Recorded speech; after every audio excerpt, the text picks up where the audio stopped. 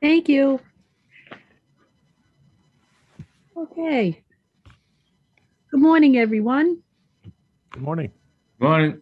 Morning. Welcome to the Welch School Building Committee number 15 meeting. Today is June 2nd, and we are, we're hosting this meeting via Zoom as well as through the courtesy of PATV, who's broadcasting this.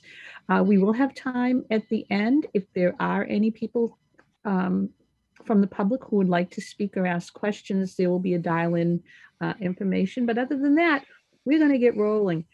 Today, we've got a lot going on. It's going to be a really interesting meeting, I guarantee. And what I would like to do is, I'll be honest, because of the rules, I'm supposed to call, supposed to state who's here. So I'm going to just run through our list of participants, and we'll check off attendance as we go along. I'm Bev Griffin-Dunn, and I'm the chair of the Welch School Building Committee. We have Christina Delangelo, a member of the team from Doran Whittier, our owner's project manager. We have Andrew Mallion, superintendent from Consigli Construction. We have Mike Burton with our OPM. Chris Kavanaugh, project manager with Consigli. We have Ed Colbert, member of the school building committee. Beth McGivern, member of the school building committee. Jared Hockman, school committee member and member of the school building committee. Joe Scanlon, our school district, business manager. Todd McCabe, member of the Consigli team. Michelle Massa, the principal of the Welch School. Vi Cox, a member of the Doran Whittier team. We have Pete McGinn, member of the committee, as well as our Ward 2 city councilor. I've got Christopher Reardon, member of the Consigli team. Dan Doucette, the city purchasing agent. Jeff Oxalita, member of the Danisco design team. Jillian Gonzalez, Welch School parent and PTO member. Christy Lyons, Preconstruction manager with Consigli Construction. Vivian Lowe with Danisco Design. Is there anyone I didn't call yet? Donna is also with us. Oh, okay. Donna Danisco is also there. All right. Yeah, good morning. Good morning. Oh, there you are, Donna. Okay. All right. And I know Superintendent Vidala and Mayor Betancourt will join us at some time during this meeting. So we'll announce them when they come in. And if anybody else arrives, we'll make sure that everyone knows who's here. Okay. I'm going to just give a quick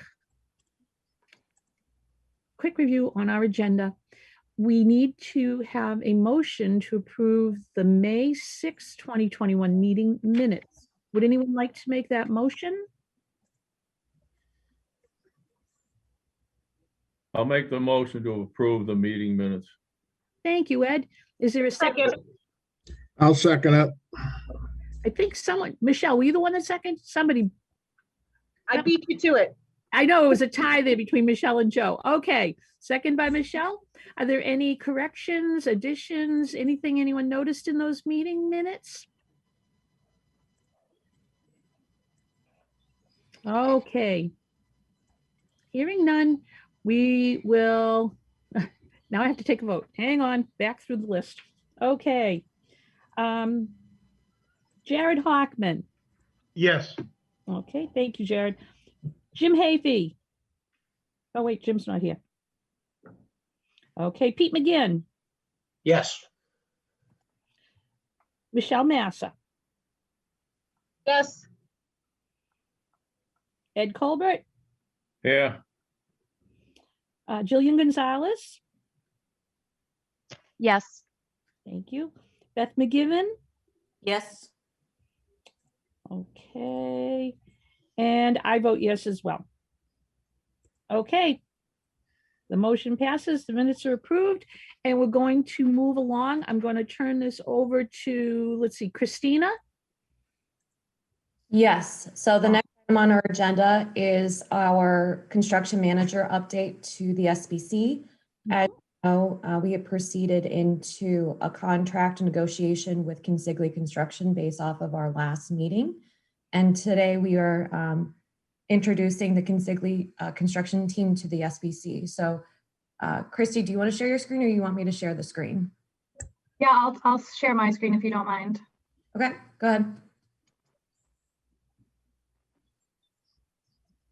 Yeah, so while Christy's doing that, we just wanted to, essentially, we asked Consigli to do sort of an abridged version of the CM interview that the CM selection committee had an opportunity to view. And so they're going to walk us through that right now. All right, Mike, I guess I'll start off. Christian Reardon, I presented as the project executive at the interview. I have since, I'll be moving on. Another opportunity has presented itself and I will be leaving Consigli Construction. I've been with Consigli 17 years, great experience. Todd McCabe is taking my position. Some people may say that's an upgrade. I think that you guys will be very pleased with Todd. Todd's been with Consigli 22 years. Todd and I have actually done quite a few projects together. And I think this is going to be a seamless and great addition to the project. So I guess with that said, Todd, you want to introduce yourself? Yes, thank you, Christian. Definitely an upgrade. Let's just get that out. Let's just get that out there. Again, probably not the ideal start to our first meeting here, but I do want to introduce myself and commit and confirm, Consigli's commitment to the town of Peabody and to the project. I think that we'll, as Mike said, we're going to go through a quick little presentation here. Some of you may have seen it if you were involved in the CM selection. But I do think just a little bit of background on myself. As Christian said, I've been with Consigli for a little bit over 22 years. In that time, working primarily in the K-12 academic, private and public market, and then doing some institutional work as well. I think when we focus on the K-12 market in the Chapter 149A work, I've been doing Chapter 149A work for over 15 years. I was actually involved in the first Chapter 149A project with DCAM, which was, geez, I hate to say it, probably 15, 16 years ago now, and have been involved in the market ever since. So very familiar with that, the protocols, procedures, processes. So I know that this is, I believe, the town of Peabody's first 149A project. You've got a great team around you, and I hope that I can just add to that team from an expertise standpoint. Additionally, about myself, father of five. I live up in the North Shore area, not too far away in North Andover.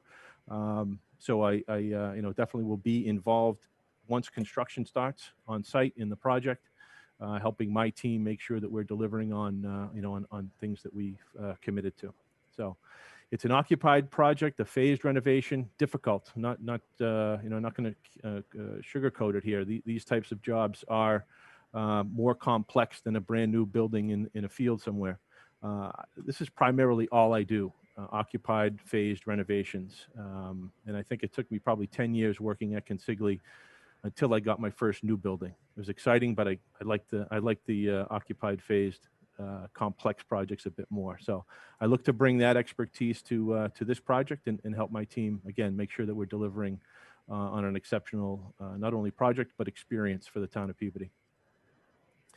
With that being said, we're going to jump quickly into the presentation. We don't have to talk too long about it. I do want key team members, the core team members, to introduce themselves and talk a little bit about how we have planned this project and some of the steps that we've done to date since we've been awarded the project.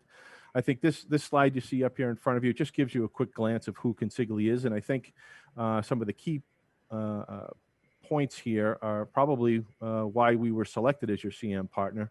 We're considered a leader in the K-12 Chapter 149A market in Massachusetts. We are occupied school experts. This is probably 80% of the work that we do is on either an occupied campus or in an occupied building. So we know the ins and outs. We know what to be looking for in the planning stages, and hopefully that helps ultimately in the execution of the work. And then a real differentiator here that I'm real excited about now that I'm part of the team is that we have a really cohesive team of project manager, pre-construction manager, project executive, and superintendent that have all worked together on similar projects. So we know, the right knows what the left is doing. We complement each other well. And again, I think that adds to just the preparedness and the experience that we bring to the town of Peabody. So Christy, if you could just bump ahead real quick. I would like to get a drink of water and then introduce, have the team introduce themselves. All right. Hi, everyone. I'm Christy Lyons, pre-construction manager. Some of you I've met before, but I'm really excited to be here and meet all of you. And my role as pre-construction manager is essentially to set the project up for success. Success for the team, for Chris and Andrew, but also for you and for the school, for Michelle, and working closely with Danisco and Doran Whittier to do that. I'll be working closely with them throughout pre-construction. So I look forward to that process. I'm Chris Kavanaugh. I'm going to be the project manager once construction gets started. Obviously, Christy's been pulling me in. Obviously, met a few of you as we've gone through. So I'll be helping kind of behind the scenes, setting up the job, making sure that we're good to go. Currently, I'm on a project, renovation project over at the Lincoln Public Schools. Previous to that, I was on the Blue Hills Regional Tech renovation project as well, where me and Andrew worked. In order to provide, which is a very similar project in terms of phased occupied renovation with, ongoing school activities. So, really excited to be back on the North Shore. I grew up over in North Reading. So I'm actually moving back up to Reading at the end of this month. So very excited to get over there next summer. Good morning, I'm Andrew Malley, and I'm going to be the superintendent on this project. I'll be the person on site day to day, keeping schedule and all the constructability wise. I've been fortunate to be on this project early on in some of these meetings with some of you. So it's been going really well. I'm from the North Shore as well, and like Chris said, we work together on the Blue Hills project and a couple other schools.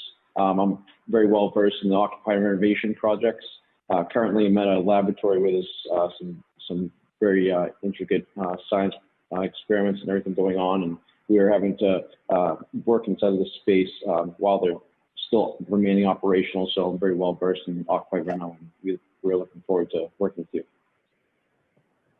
Great, and then I'll take it back here. So you heard it, what everyone's role is going to be, and you clearly heard that most of us are from the North Shore, so we all should know that Peabody is a city and not a town, and I apologize for saying that twice. So, okay, Todd. Todd, also remember it is the center of the universe. That's right. So there you go. Welcome to Peabody. Welcome to the project. In addition to the core members that you see here, there's some additional team resources that will be involved in helping Christy, Chris, Andrew, and myself, both during pre-construction and construction. There's 8 on the list here. There will be a number of additional faces that'll be in and out as we move forward through the planning phases here and into execution of the work. I think, Christy, the next slide, just a quick update or brief relevant experience. As we said before, we probably have 60 K through 12 projects. We highlighted these 6 because they are pretty much the same project here, with the exception of the town of Dedham. That was a brand new school, and that was one that we had performed with Doran Whittier. But I know the team members, myself, we've been involved in these projects. We've mentioned Blue Hills, which is probably the most relevant, as it was an occupied renovation, very similar systems upgrade. And Doran Whittier was involved in that as well. So I think from a standpoint of a company, standpoint of team, we bring the experience to hopefully make this a great experience for the city of Peabody. And I'll take it from here. I want to talk specifically about your project, my favorite part, pre-construction. And I'm not going to get into every major deliverable on the screen, but the big takeaway here is that we have a lot of work ahead of us during pre-construction to bring the project to a successful GMP the end of next summer of 2022. But what I want to highlight are some key elements. The first being cost certainty and our first estimate, which is the schematic design estimate, just around the corner. We're going to be confirming your budget, but also that's going to be the budget that is submitted to the MSBA. And we recognize the importance of that first deliverable. In addition to that, we've already been working closely with Doran Whittier and Danisco to identify some potential early release packages. Those are going to allow us to hit the ground running and start construction next summer as soon as the students are out of school. So in addition to identifying the scope of early release, it's going to be very important that we identify the timing of that package. And the timing of that relates directly to market conditions and our pulse on the market, not only from a cost standpoint, but from a lead time standpoint. As many of you probably know, the market is volatile right now. So it's up to us to inform the design and the timing of that design package so that we maximize our opportunities to essentially start the Summer Slammer work next summer. And one key person that Todd mentioned is Steve Burke, who's our sustainability director, and he's going to be an integral part of our pre-construction approach, working closely with the entire team to make sure that the lead goals that you've set are met. So brief overview of our pre-construction plan. Another tool that we just want to touch upon is a risk register, a risk assessment log that our team has already created specific to your project. And Chris Kavanaugh and I will work to review this with the team at periodic milestones, not only through pre-construction, but straight into construction and even into closeout to make sure that we're managing and minimizing your risk. And just one tool that we're going to be using just around the corner is called Revisto, and it allows us to have a collaborative constructability review process with Danisco and Doran Whittier. And what this means is that we're another set of eyes and ears on the drawings. We're looking for potential scope gaps or different scope assignments to make sure that we're, again, minimizing your risk and getting the best value for the project.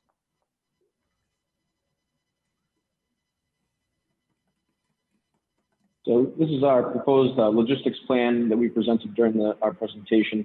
As you can see on the bottom corner of the screen, our entrance is on Swampscott Ave. We'll be having a joint entrance with the construction traffic and the school traffic. A key here is that we're going to be having blackout times in the morning and in the afternoon when there's a drop off and pickup. We'll also be having one of our team members there at Swampscott Ave to make sure no road delivery drivers come in while the school is having traffic. As we go up to the northwest corner, we have our lay down area there. The northeast corner, we have our contractor parking. At the contractor parking, we'll also have blackout times, so there won't be any contractors walking while there are school personnel and students walking on the pathways. In the middle is the school. This is a shot of the first phase. Each phase will have a temporary fence surrounding our work area to keep separation between the school and construction activities. All of the phases will have the loop in the front of the school open, so we won't be adjusting that traffic loop at all. So this is just an overview of our logistics plan. Yep, and one thing you see at the top is the overall duration. So we're going to be starting in June of next summer, and we're going to be working all the way through the fall of 2023. So as we start on phase one, if we just go back one, we differentiated ourselves a little bit from the logistics plan that was presented in the RFP package. And we did that for a couple of reasons. We wanted to attack the new addition of the core hub where the current administration is.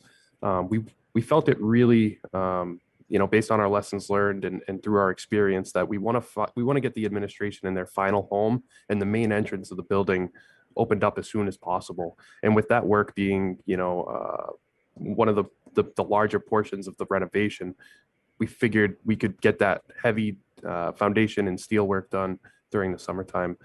The other thing we wanted to do was start by the mechanical spaces over on the east side of the building. That's basically the heart of the school. So with the new mechanical and electrical spaces, we're essentially, we don't want to be too far away from that. We want to start as close as we can and basically work our way out of that space. So that was our thought process towards towards the phase that way. We'll run future phase conduit and infrastructure within that phase, stub it at our temp walls. So if you go back to the first slide real briefly, I just want to show during our phases, we're going to be taking over certain sections of the building and relocating the main entrance of the school. So in this phase one, we're taking over that main entrance, like Chris was saying, we're moving that main entrance over to the west side of the school. During our early conversations we've been having over the past few weeks, and from our initial plan, we were thinking about having the admin in the cafeteria in a space that wasn't going to interrupt any of the other classroom usage, maybe in the stage area. But through that discussion and our collaboration so far with the design team and with Michelle, we're going to actually have that admin office in that first classroom on the west side. So there's better access to the front door for to make sure you know who's coming in and out of the school. But that's just a little bit of our collaboration. And then inside of the actual construction areas, we're going to have a hard barrier inside and outside. So inside there'll be a hard wall separating the construction activity from the school. Yep, so phase one will run all the way through the December holiday break, in which case the moving will happen into that space, and then we'll roll into phase two, which is on the north side of the east side of the building at the stack. So again, we're going to start on the lower level and work our way bottom up, and Andrew will be running that work. So here you have your main entrance is back at the front of the school. It's all open now. Our main entrance is on the south and on the northeast side there, coming in that side door. We're going to still be working in mechanical spaces, and throughout the project, we're going to be having a stair tower outside, again, with all the temporary fencing and all the interior partition panels, keeping that separation. Yep, so this phase is going to run through the April break, and we've specifically scheduled it so that moving operations from phase to phase are happening during breaks. It's extremely unrealistic to expect a teacher to be teaching, Tuesday in one room and then come in on Wednesday and be teaching in a totally separate room. It's not really possible. So that is what our phases are scheduled around. So as we finish up phase two and move into phase three, it's broken up into phase 3A, B, and C, and that's really distinguished by the start time. So the first area of phase three is phase 3A, and we're going to start at the northern classrooms there that Christy's highlighting right now. And we're going to take over that lower level as well as the upper level to enable that elevator work. So in order to get that elevator up and running for our fall school start date, we're going to be working in that elevator, installing the elevator pit, and then through the summer installing that new elevator.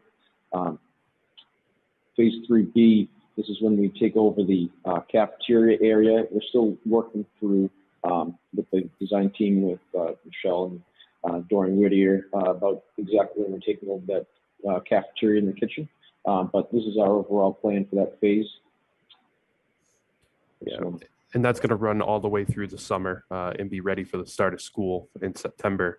In addition to phase 3C. So once the lower level classrooms are done, we'll move up to the upper level classrooms, complete those, and turn over the entire phase of three, including the gym for the start of the school year. The gym's lagged out a little bit behind the classrooms, but we'll finish it around the same time. So that leads us into phase 4, which is the last remaining classrooms on the first level on the southwest corner rather. And there we're just going to finish up and then complete the rest of the project, finish up the mechanical rooms, all the tie-ins, and commission the building. One thing that I mentioned in the interview, team. I can't preach enough, especially on these occupied renovations, how big of a deal team is, and I stress that. So I've dedicated myself to be kind of the point of contact with the school. I plan to meet with Michelle or Jim, whoever needs to talk on a day-to-day basis about what we're doing, any impacts that we might foresee coming up the future weeks, doing look aheads. If we want to sit and have lunch every day, we can do that. So again, I just want to emphasize that team approach to really get this thing moving and through the finish line. And that brings us to the students. And as Andrew kind of pointed out in the logistics, the hard barrier and the protection of students is the most important part. But not only the protection of them and making sure that, they can go to school and learn, as they normally do with construction ongoing, but we want to aid and kind of set the tone and be role models for the kids. Even though they're elementary school kids, some might not know that, maybe they know construction, is kind of cool. But we want to be involved with that. We want to be role models. It's always really cool to have a kid, pointing at things and being really excited if they see, a guy carrying a leg of pipe or someone with a big tool or a chipping gun, or they see something really cool. We want to inspire them to potentially be future leaders, and not trying to say that, everyone's going to be super interested, but we could do learning living classrooms. I know we've done that in previous jobs where we'll talk about the different equipment. I know a lot of little kids love talking about excavators and trucks and things like that. So we have the opportunity to do that and really get the kids involved in the project so they feel like we're not coming into their territory, but that we're sharing the space and sharing our ideas.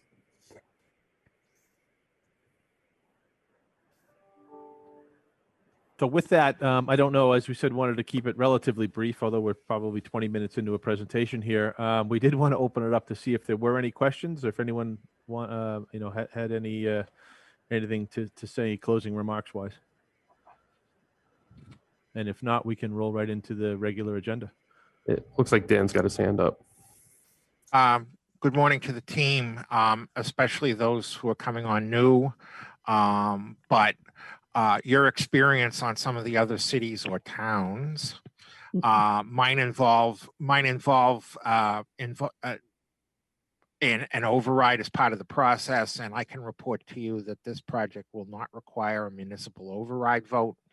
That should speed things up immensely compared to some other cities or towns that you work with on other projects in Massachusetts. The mayor has made that commitment already. And in that you're working with the city, there's only two bodies that you need to get affirmative votes on as we keep moving in the MSBA process. One is the school committee, of which our building committee chairman is a member of, and also the Peabody City Council, which will require a supermajority. But I can assure you that all the school projects that have landed at the school committee and at the city council rarely get any pushback. So all the approvals you need will be fast tracked because we don't have to go to voters. We don't have to go to anything public other than the school committee and the city council. So we are working mostly with the approval process put on us by the MSBA. We expect to get the project funding agreement in place before the first of the year based on the current schedule. So just to give you a little deep background on what the city brings to the table for this project. Thank you. Yeah, Bev, I would just add one thing, just for anybody who may view this. In terms of the schedule, it's important to note that what we just went through here today is an initial look. Over the next 6 to 8 weeks, we're going to be refining that, and our plan will be to come back and have sort of a community presentation towards the end of the summer. So just as it relates to what we shared with you today, it's a work in progress. And again, we're going to report back out on that towards the end of August. Mm-hmm. Thanks, Mike. What Mike just brought out for all of the members of the committee, it's a really important point. And it's something that I wanted to say. First, I want to thank Christian and tell you it's been nice to meet you, and I'm sorry that you're going, but I wish you well with your next adventure. And thank you. You did a great job with the presentation the day of the interview. And Todd, welcome. And I think it's going to be great to have you on board with this project, so that the members know, as Mike said, this schedule is very tight. Everyone involved with this knows that because of the tight schedule and the really complicated nature of this project, it's got to be very precise.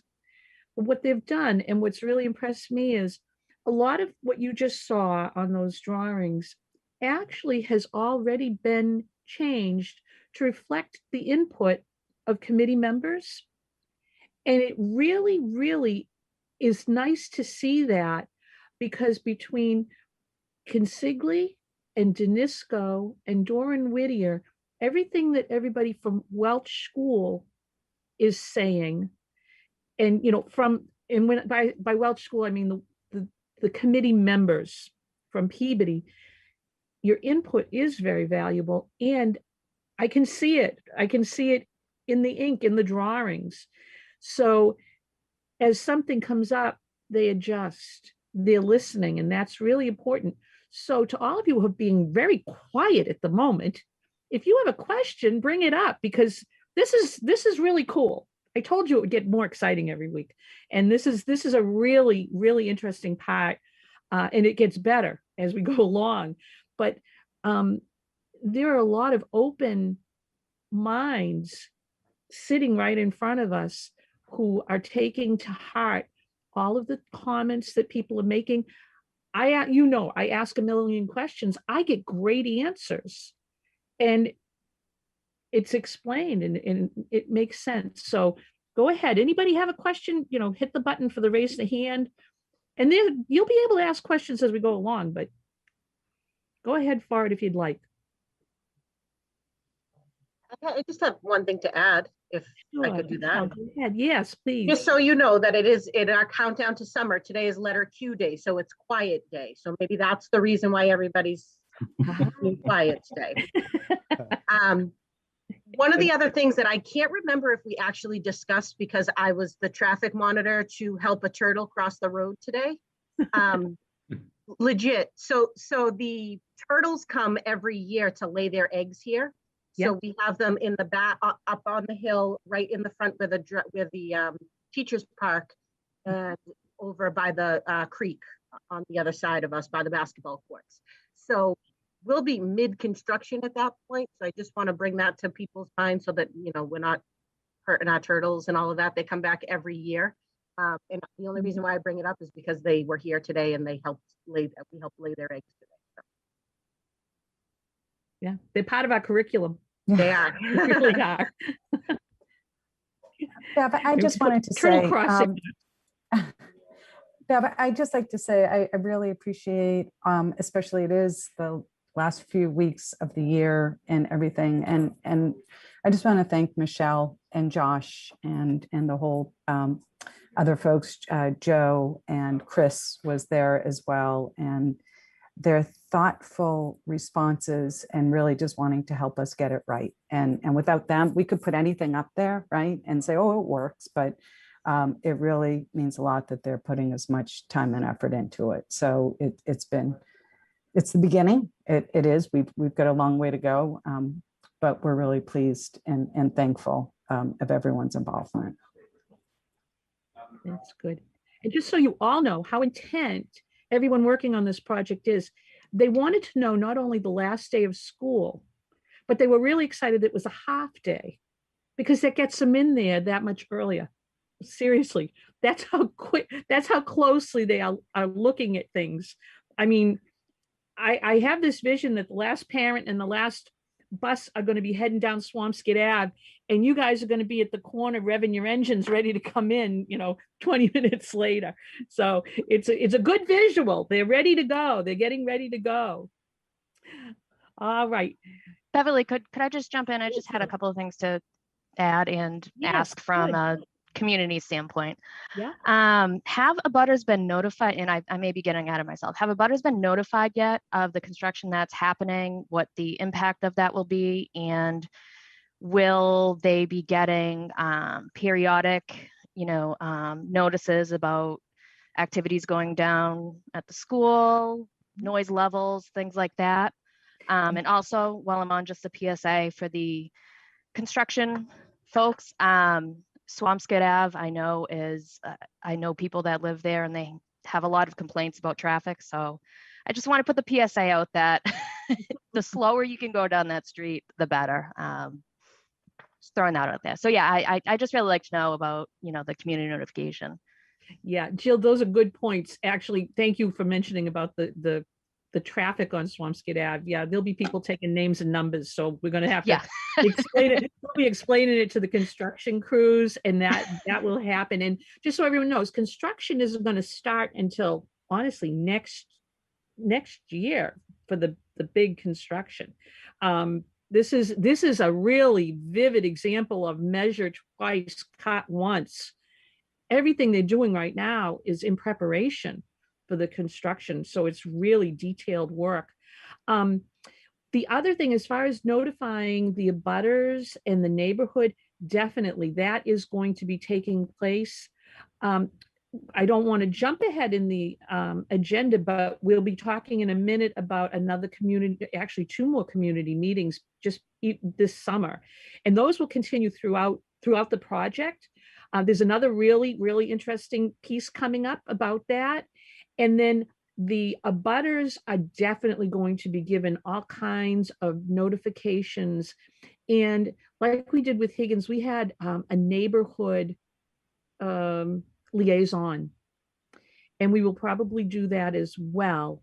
We've always done on our projects 2 members of the city council. Usually it's been the counselor for the ward where the school is located and a member of the counselors at large. And we've got the best of both worlds here because we've got Pete McGinn and Ryan Melville. Not only do Pete and Ryan live in the ward, Pete is our Ward 2 counselor, but Ryan is the abutter. So he's covering all kinds of bases and knowing the neighbors and everything. So I think that that's going to help a lot to make sure that people are kept apprised at all stages, and we'll be able to address any concerns that people have going forward. And it's a very good point. And it's one that we're always careful of with the projects in Peabody, because we know that you have to be careful with your neighbors because they live there and you want their input, and you want to take care of any of their issues right away. So thanks, Jill. You brought up a good point. Bev, I just want to add Thanks, Bev. to Jill, just so you're aware, on our previous 2 community meetings, we did print and send out flyers to the local neighbors within a certain area that surrounds the school. So that we made sure that if they can attend the community meeting, they're being informed about where we are within the project, what our initial schedule looked like, an initial outline of that. And as you know, as we further develop throughout the project, especially in our upcoming community meeting that we're going to talk about later again in the agenda, as Bev mentioned, we'll really kind of outline that further schedule that we're developing for start of next year, start of next summer. So anything that we had talked about happening this summer is more just exploratory work for Consigli to get into the building and start understanding, constructability and what that means for our upcoming construction phasing and schedule. Yep. Cool, thanks. Actually, Christina, in regard to the notices that are going out to the neighbors, can we get those notices out in addition to English, but Spanish and Portuguese? Oh, absolutely. yeah. We do actually provide the same information to Michelle, and Michelle prints them in both Spanish and English, and she sends them home with all the students, so the parents and guardians are notified ahead of the meeting as well. That's great. Thank you. Yeah, and we've been trying to get translators to help participate with our community meetings so that during the broadcast, people who don't speak or understand English will be able to hear the presentation in their own language. And actually, it's been really difficult to find the appropriate translations for that type of a presentation, but we're still working on it. And it's a goal to have them an integral part of the community meetings. Is there anyone else that has a question or a thought on this? Okay, I think we can move on to the next item.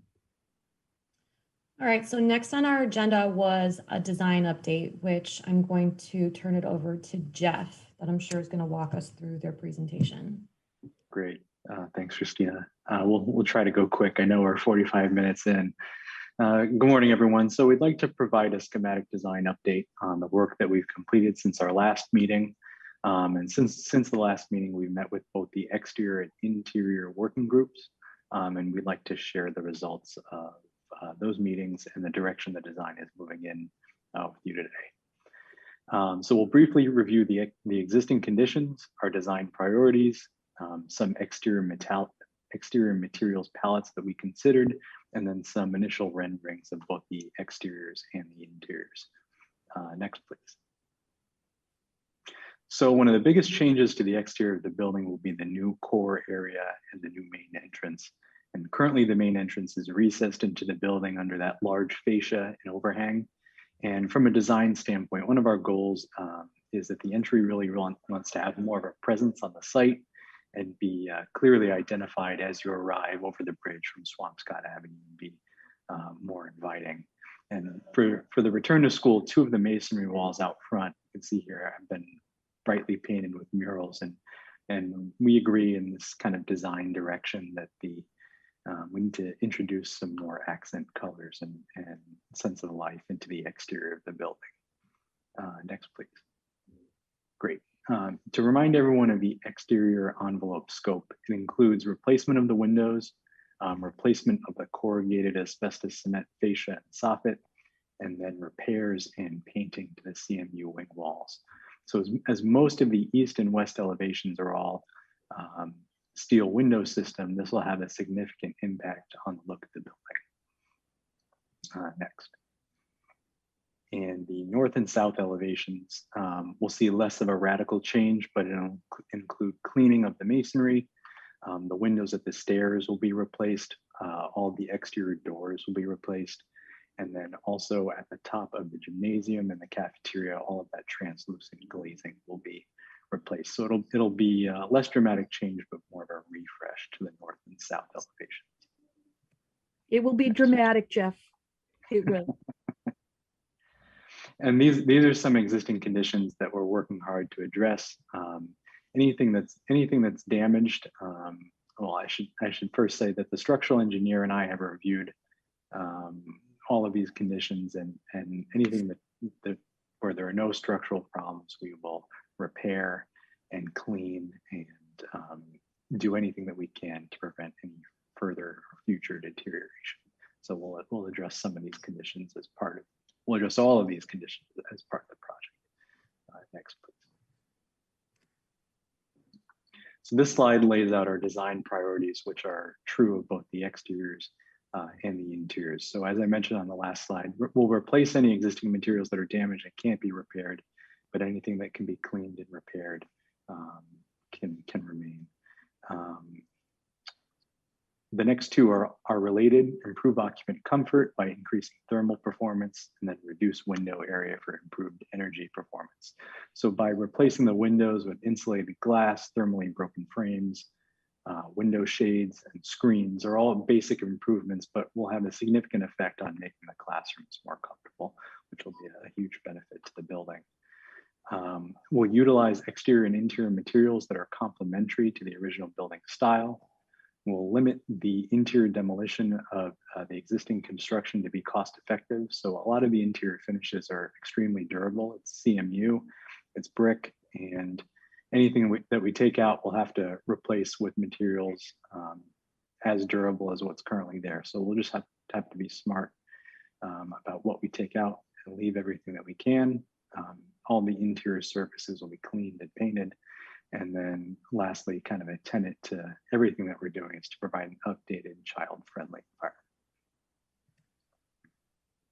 So this graphic we've shown before, it shows the reduction in the window area on the exterior of the building. So in our proposed design, we'll keep the 2-story curtain wall next to the CMU wing walls, and then we'll introduce windows of varying sizes and heights that will help to enliven the overall elevation and convey a sense of movement and playfulness. And we think this is particularly appropriate on the playground side of the building. The new solid portion of the wall would be metal stud construction with gypsum sheathing, a new air vapor barrier, insulation, and then a rain screen cladding system. So some of the next slides gets into the Rainscreen cladding systems that we considered with the exteriors group and materials palettes. So we looked at a variety of cladding materials at different price points, and then we also looked at 3 color concepts for the exterior building. And the first step you'll see here was we determined a close match to the existing brick that's on the building. And this will be important because we'll be using it for any minor repairs to the brick veneer, but also to infill any openings in the veneer that may be abandoned. Jeff, so sorry to that's- interrupt you, but real quick, since you're presenting, can you let Josh Vidala into the meeting because you're technically the presenter and owner of the meeting right now? Okay, let me see if I can. Thank you. Sorry about that. I don't see it popping up. I just texted him and told him to try again. If we can check again in a couple, like in a minute, to see if he Yeah, can. yeah, I have everything open. I will. Thank you for giving me the heads up. If I see him, I will definitely let him in. My apologies. I just saw his message and that was a half an hour ago. So No worries. We can keep going. yeah.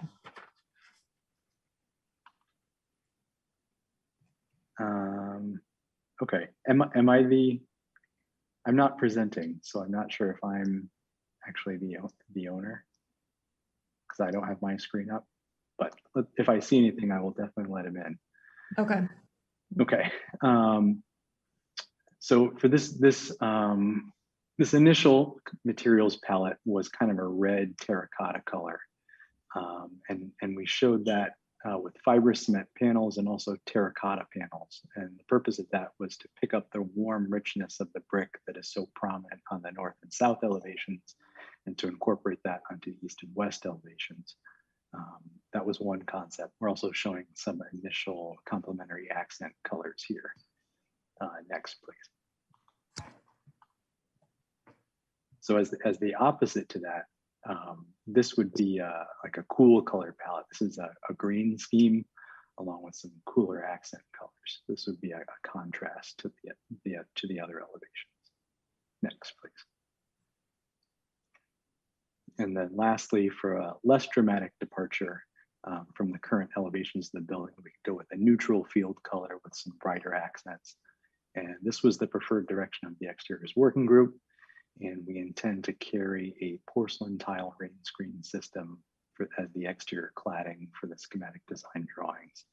And because porcelain tile is as a natural material, it has an aesthetic quality that's consistent with the brick that's already on the building, but in a different scale and color. So it clearly differentiates that it's new. It's also pretty durable because it's a fired clay product and easy to clean.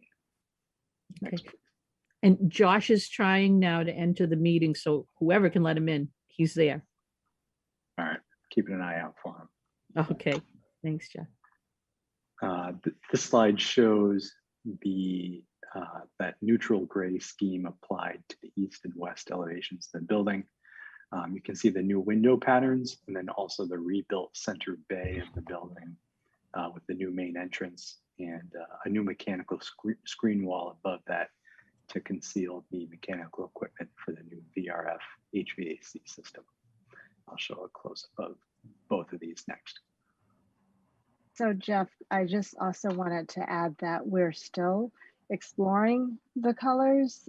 We know that the desire is to kind of brighten up and liven the elevations with a green tone, but greens are not easy because I'm constantly saying to these guys, I want it toned down, but at the same time, you don't want it to be dull. So these colors may also look brighter on the screen than in actuality. So we just wanted to, I want to just warn y'all that by no means are these finished color selections. We are going to continue looking at these during the next phases until we finalize for construction documents. But we're leaning towards the screen scheme. It's where the working group was taking us, and we are just going to present some additional options as we move forward for green.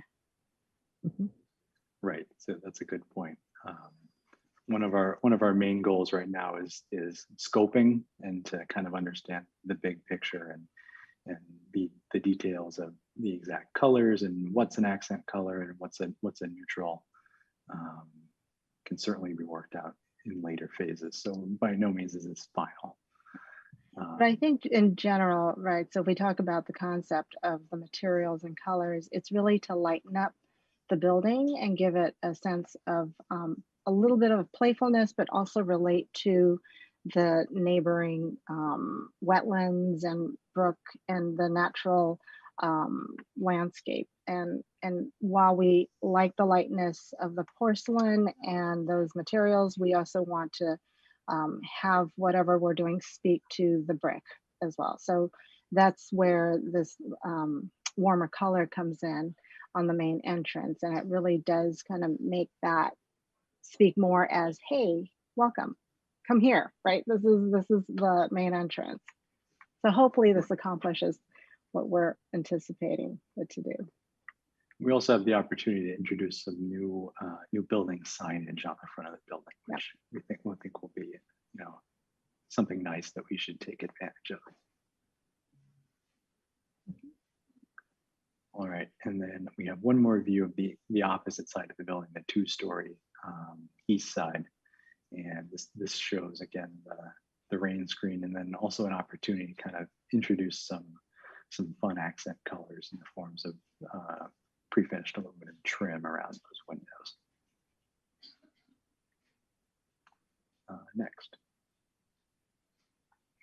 So we're going to get into the interiors now, and this is, as a reminder, this is a view of the proposed first floor plan, and we'll show two views to start out kind of on the new main street of the building, and that's at the intersection of that east-west corridor and then also the classroom corridor right next to the lobby outside the media center on the west side of the building. Next, please. So this is a view of the main corridor looking from west to east. And the major move here is to glaze the corner of the library. And the purpose of this is twofold: to allow for borrowed light into the library from the corridor, and also to activate the corridor and convey a sense of place. Again, these are also drafts, so conceptually, this is the start to the spaces, but things like flooring colors and paint colors will all come in later phases of the project. Next, please. And this is a view from the same vantage point looking south. This would be towards the new first grade classrooms. You can see the corner of the library on the left. That's actually the door to the gym down the corridor. And we're also proposing a similar strategy for the conference room with a glazed corner window. So in any interior spaces that don't have exterior windows, we want to try to make them as less claustrophobic as possible. Next, please.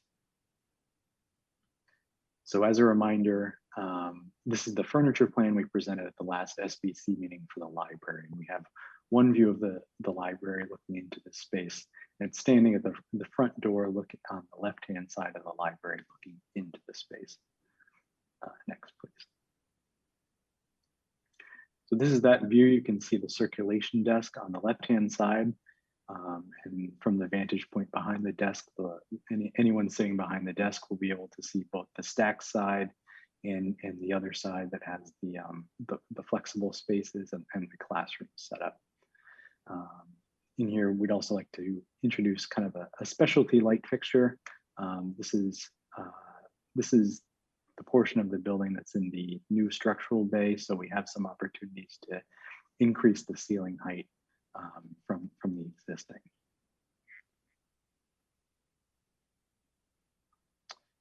And then in the cafeteria, we also have an opportunity to introduce some fun graphics. One example that we came up with is shown here. This would be proposed on the wall of the servery. And this is just taking some cues from the great graphics and art that the school currently has throughout the building. Next, please. And this is a cutaway view of two of the classrooms. And this shows more detail than the floor plans that we've previously shown. In each classroom, you can see the new student cubby areas immediately inside the classroom doors with the kidney teaching area for the teachers. You can see new teaching walls with a rug area, a magnetic marker board, and then also those proposed mobile Promethean LED interactive displays. Along the back wall of the classroom is the teacher desk area, sink area, and then also that small alcove that's a flex area that can be used for push and teaching, de-escalation, or for students to work and read independently, but in a secure, supervised way that's still inside the classroom. We'll show two more views of a typical classroom. One is from immediately inside the door, looking out at the new window wall. There's that. And then the last one is actually going to be standing at the teacher desk, looking back towards the door. But here you can see the new window configuration, the new teaching wall, another small group instruction area at the front, and the teacher desk at the back, and also the sink area at the back. Next, please. This is a view looking back out at the smaller de-escalation or book nook area on the left-hand side, and then the student cubby area with teacher storage above near the doors to the classroom. And we're still exploring some accent colors and all the paint colors, accent colors, things like that will come as we get into the design. I think this wraps up the design update, and over the next month, we'll be working hard to translate all of these concepts into the construction documents for the project, for the development of the building design, and ultimately for a package that can be priced at the end of schematic design. Vivian, anything you'd like to add? Feel free. We can take questions on the design update now. If you'd like, please feel free to ask any questions.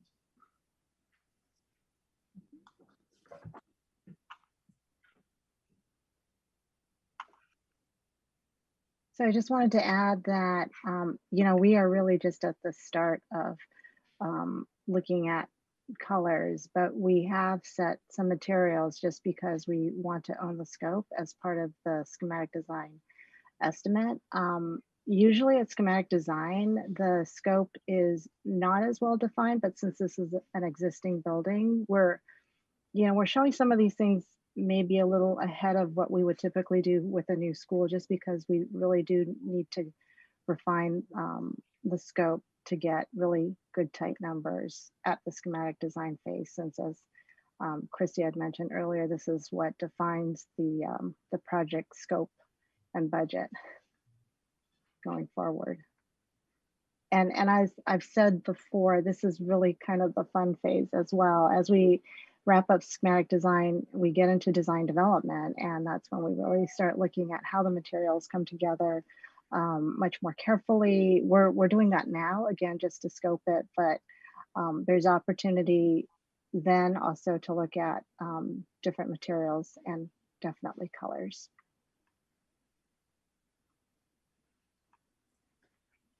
Any questions? It doesn't look like any. Okay, I guess we can move on. Okay, the next would be on our agenda is the schedule update. There we go. Yeah, so we just wanted to provide a brief update to you as far as what we've been working on as far as working groups go for the project. As you know, schematic design, there's a lot going on, as Vivian has talked about, as Jeff has talked about, as Zigley talked about. And so we've already had so many working group meetings to date. And then these are some just miscellaneous upcoming working group meetings that we just wanted to make sure everyone was aware of. I know we've been working hard to make sure that we can get these scheduled with everyone that needs to be involved. And so today we actually are at 11 meeting in regards to site and security. We're going to have a phasing and logistics meeting with fire and police the week of 6/10. And then we've been also trying to schedule a meeting with PMLP also for that same week, 6/10. And then, as you know, we have been having our weekly OAC meetings with the owner, the architect, and the construction manager on Wednesdays. Very good. And then just in regards to our milestone schedule, this is the same schedule I've been showing you since we started schematic design, but just wanted to remind you of where we are within the process. We are planning on having our third community meeting on 6/14 at 6 p.m. We're working on sending out another community meeting towards the end for the upcoming next steps and milestones within our schedule. We'll then be meeting with the MSBA Board of Approval to approve schematic design on 10/27.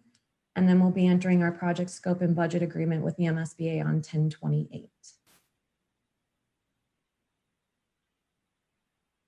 Does anyone have any questions in regards to our schedules?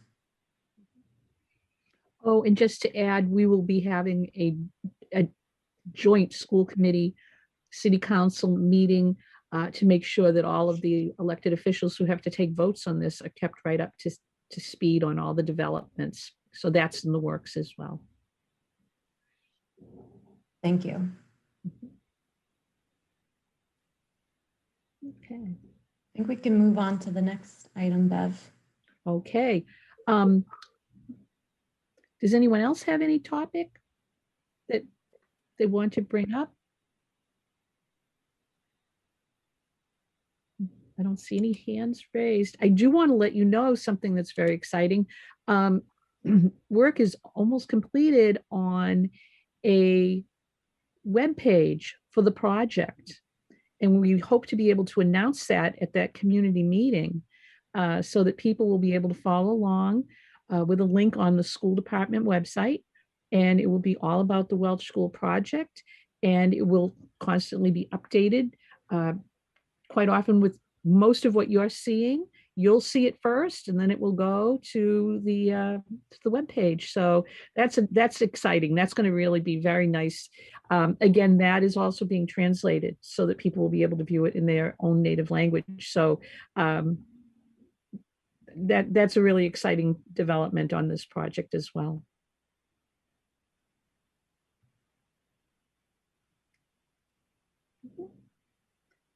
Is there anyone from the public who's been watching and wants to comment?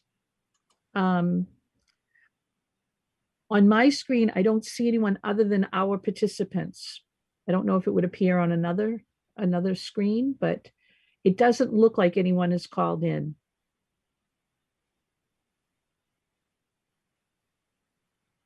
Okay, we can move on.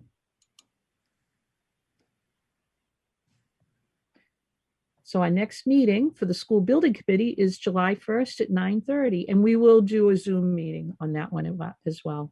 Eventually we'll get into some more hybrid where we may be meeting right on site at the school, but for right now, this is still working out. And I'll entertain a motion to adjourn. Would anyone like to make that motion for us? I'll make a motion to adjourn. Okay, thanks, Joe. Second. Seconded by Ed, my two go-to guys. Thank you. All right, thanks, everybody. Really appreciate it. Everyone. You can always bring things up, if you think about it, write an email. It's always open for you. Have a great day. Thank you. Thank you, Bye. everyone. Thanks, everyone. Thanks, everyone. Have a good day. Thanks.